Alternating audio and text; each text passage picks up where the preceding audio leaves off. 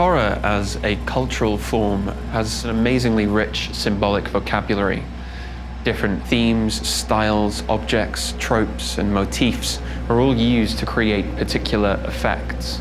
The most important one being fear.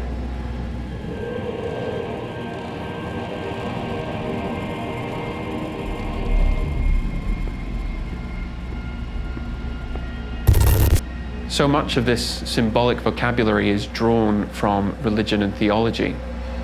Devils, demons, and crucifixes are hugely familiar to anyone who enjoys horror. But more widely, we can see that horror is fascinated by ideas which are religious and spiritual. Ghosts, hauntings, even possessions are based on religious and spiritual ideas about ourselves and the nature of our existence.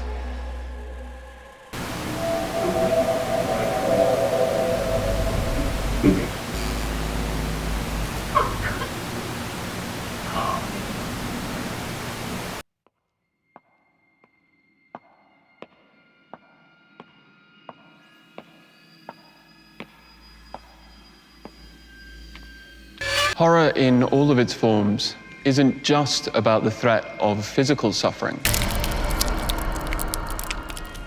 but is about the threat to the soul. And what this raises is an important question.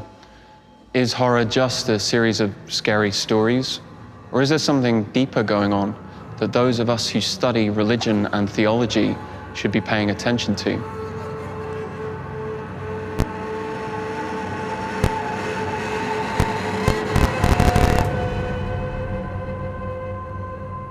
What can horror tell us about what people believe?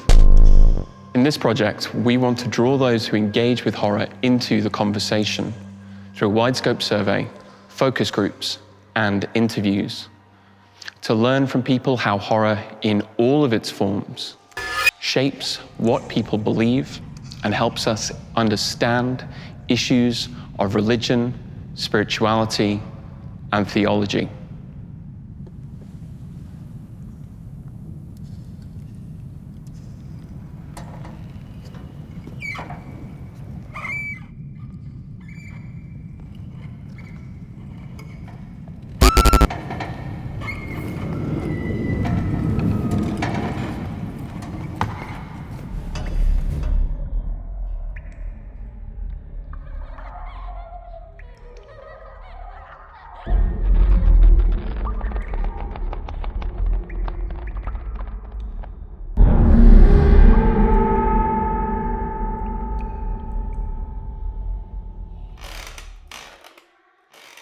There's this term in academic writing about art called aesthetic cognitivism.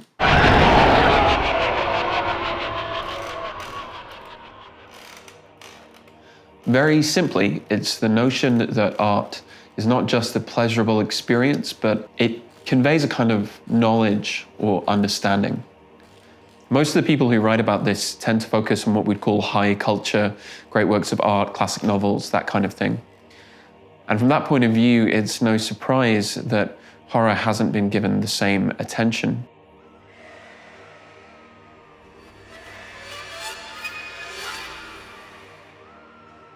Horror is supposed to make us feel afraid, but it also reveals something of what we think about issues of faith, damnation, even God. What if, in this cultural form, we can find new ways of thinking about how people come to understand these issues of faith, and maybe come to understand how this form of culture can change what and how people believe?